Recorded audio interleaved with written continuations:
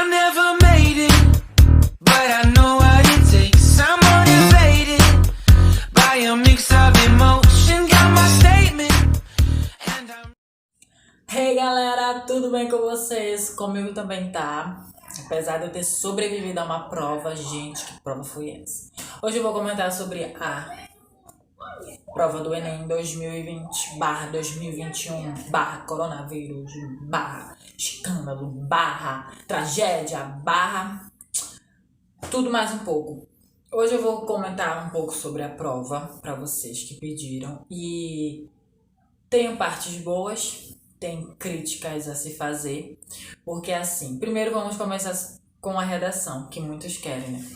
A redação do Enem, como muitas pessoas também acharam, um tema pertinente, um tema relevante para, inclusive, o ano que se passou, a situação que o Brasil está vivendo, e um assunto que, apesar do tabu e do estigma diante dele, é um assunto que tem cada vez mais recebido uma certa atenção, tem tomado mais caminhos, tem se abrangido bem mais no Brasil. E o tema de estigma associado às doenças mentais foi um tema que eu gostei bastante. As propostas de intervenção abordaram essas questões, explicando bem. Uma coisa que muitas pessoas falaram, muitas pessoas, inclusive amigos meus e conhecidos, que acreditam que tangenciaram o tema pelo fato de ter focado bastante na doença, na prevenção das fragilidades mentais. Porém, gente, a gente precisa atentar para as palavras-chave, e a palavra-chave estigma estava ali para você focar e entrar nesse caminho do preconceito da sociedade. Ah, mas eu não sabia o que era estigma. Você precisava ler os textos motivadores, porque no segundo texto motivador estava explicando o que era estigma, estava dando uma alusão histórica e estava falando desse preconceito e dessa falta de informação diante das doenças mentais. Então, era necessário ler. Claro que eu também não vou julgar, né? Porque tem muitas pessoas que primeiro resolveram a prova, então resolveram metade da prova. E era tanto texto, mas tanto texto, e esses textos enormes, do tamanho da folha, que quando a gente vai para a redação, a gente quer focar mais em desenvolver uma tese, desenvolver argumentos. Até porque nos textos motivadores, inclusive do ano passado, não ajudou em nada. O texto motivador motivou a gente a chorar e a se desequilibrar mentalmente. Mas era necessário ler os textos motivadores, estava explicando, inclusive eu amei os textos motivadores, eles abordaram esse assunto, esclareceram um pouco mais, trouxeram dados relevantes, trouxeram uma alusão histórica. E o tema maravilhoso, um tema que os jovens, os adolescentes, os adultos, é um tema que está no nosso cotidiano, está na nossa vivência, inclusive, né, o próprio Enem é um causador de certos problemas mentais, certas doenças, certos desequilíbrios, ansiedade. Quem nunca, né, ficou sem dormir um dia antes da prova, ou então ficou ansioso, ou então ficou triste, ou então até mesmo depois da prova saiu cabisbaixo, saiu se achando burro, que não quer acertar nada, queria dar de cara na parede, porque é normal. E até mesmo o próprio Enem, às vezes, é o causador dessas fragilidades e esses desequilíbrios emocionais. Porém, a prova em si, as questões, principalmente de humanas, elas estão, na minha opinião, sem conteúdo, gente. Cadê a Era Vargas? Cadê Segundo Reinado? Cadê o que a gente realmente estuda nas nossas escolas? O que a gente aprende no ensino médio não está caindo na prova. Eu achei que a parte de humanas era uma extensão da prova de linguagens, porque praticamente a prova toda é para você interpretar. Só que não são interpretações que tá ali no texto e só você lê e conseguir interpretar. São umas questões que puxa uma linha de raciocínio que tu tem que estar bem embaçada, tu tem que ter lido bastante, tu tem que criar sabe, no subjetivo, tu tem que imaginar. E são questões que não tem como a gente responder em 2, 1 minuto, 3 minutos, porque a prova, as pessoas digam, menino, mas vocês têm 5 horas e meia para resolver a prova, gente, porém em 5 horas e meia a gente faz a introdução da redação, já passou 3 horas, quando a gente vai ver já tá para terminar. E são muitas questões, inclusive de humanas, que você precisa ler de novo, você precisa buscar conhecimentos, pensar, raciocinar. E uma questão só, se você parar para raciocinar e tentar buscar uma solução e tentar ver qual das alternativas é a mais provável, só ali você leva uns 10, 15 a 20 minutos. São questões que, se você tivesse em casa, sentado, analisasse bem, você poderia ter até uma probabilidade maior de acertar, só que lá a gente tá cansado, a gente tá ali batendo a nossa cabeça, lendo, relendo, dá dor de cabeça. A gente sabe muito bem que nesse domingo tivemos que usar a máscara e a máscara tava abafando, tava calor, tava sufocante, tava uma situação desagradável e tudo isso colabora para que a gente não queira pensar, para que não consiga pensar, para que a gente não consiga exercer uma linha de raciocínio legal. Até porque não tinha conteúdo. Eu não consegui diferenciar questões de história, questões de sociologia. Para mim, tudo era filosofia. A prova do Enem, para mim, gente, é filosofia. E a prova do Enem, ela é feita, as questões do Enem, elas são feitas por professores universitários que têm mestrado e doutorado. E assim, eles precisam entender que nós somos do ensino médio, então a gente ainda tem um conhecimento ainda muito pequeno, a gente ainda está no início da praia, na beira da praia, a gente ainda é um pouco leigo em relação a esse aprofundamento da história, da geografia, até porque a gente estuda diversas matérias, é química, é física, é biologia, é língua portuguesa, é matemática, então é difícil a gente se aprofundar tanto numa matéria e num assunto.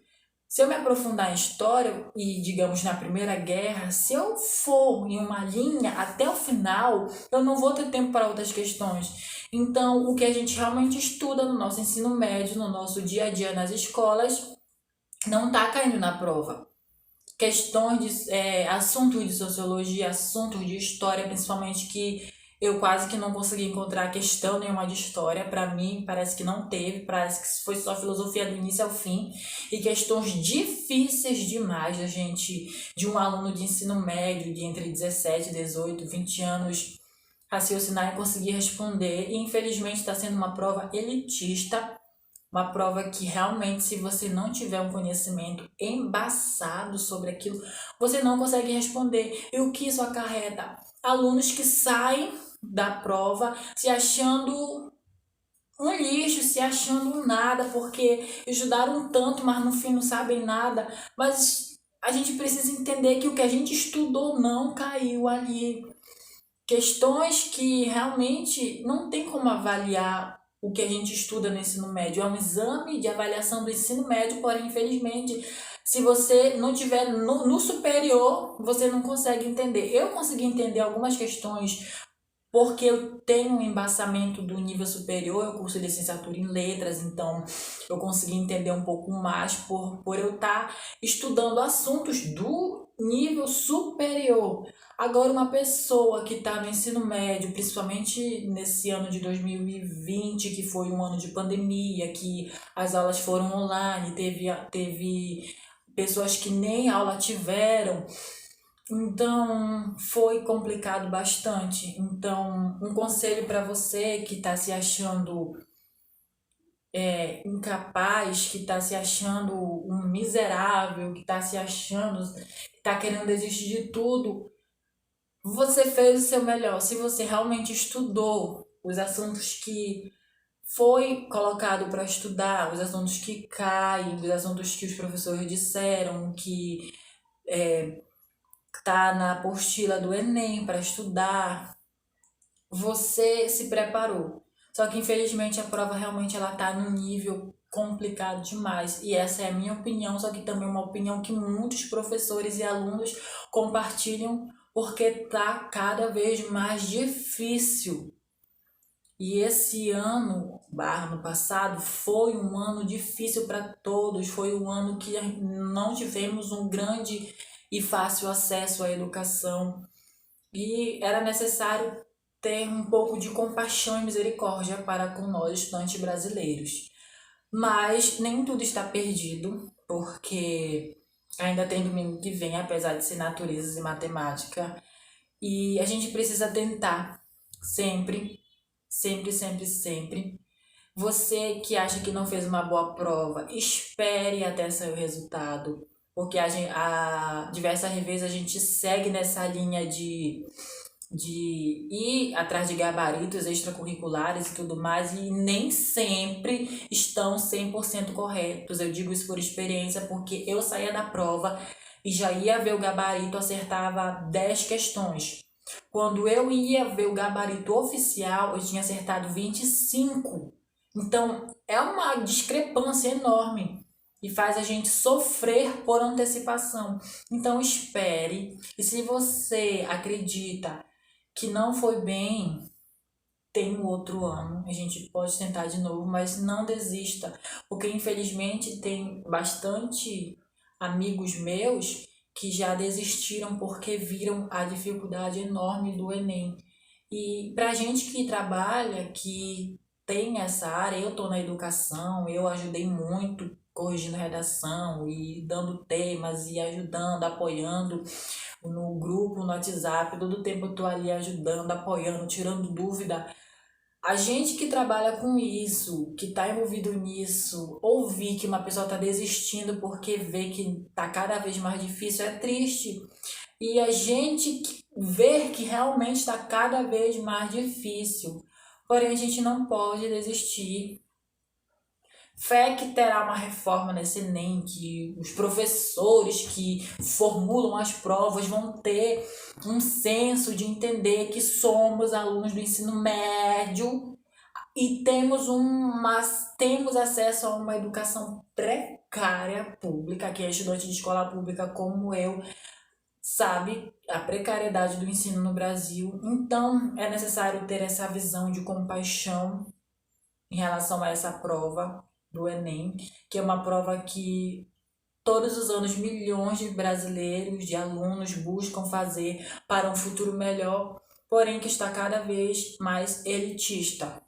Apesar de que nem tudo piorou. Do ano passado para cá, o tema da redação e a abordagem e os textos motivadores melhoraram bastante. Eu ainda não vi uma pessoa que disse que o tema não foi bom. Agora vamos torcer para que as questões melhorem, o nível das questões diminua ou então caia conteúdos. Tudo bem ter questão difícil? Sim, porque o Enem é questões fáceis, difíceis e médias. Porém, é necessário ter as questões conteudistas para que o aluno veja que o que ele estudou valeu a pena. Porque o que a gente vai dizer para um aluno? Chegar em sala de aula, olha, estuda em gramática, estuda em figura de linguagem, estuda em vício de linguagem, estuda em regência, concordância, porque vai cair no Enem. Um professor de história, estuda em Primeira Guerra, Segunda Guerra, reinado, crise de 29, república oligárquica, os presidentes, era Vargas, e na hora não cai o que a pessoa estudou. É uma situação frustrante. Realmente é uma situação frustrante, então é necessário que tenha conteúdo, que tenha aquelas questões decorebas na prova, porque é o que nós estudamos, é o que alunos do ensino médio estudam.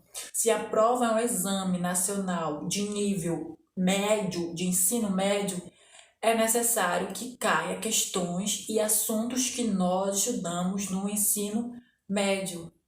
É só uma reflexão, um desabafo, né? Infelizmente, o presidente do INEP não ouvirá, mas precisamos crer que um amanhã melhor vai chegar. Precisamos crer. E você que corrigiu a prova e viu que acertou poucas questões, vocês não se desesperem, porque a prova ela tem uma base de questões fáceis, médias e difíceis. E se você teve um acerto grande nas questões fáceis, sua média não vai lá para baixo, sua média fica ali de uma mediana para cima. E esperem o resultado. Porque eu mesmo, teve ano que eu acertei, juntando a prova de linguagens de humanas, eu acertei 27 questões. E quando saiu o resultado, eu estava entre 500 e 600, tanto em um quanto em outro. Então, esperem realmente o resultado, aguardem, não percam a fé. E qualquer dúvida, busquem, procurem e não desistam, persistam, porque uma hora a gente consegue. Eu que sou burro demais, consegui, vocês também vão conseguir. E precisamos crer que o Enem vai melhorar. Um beijo. Fiquem com Deus.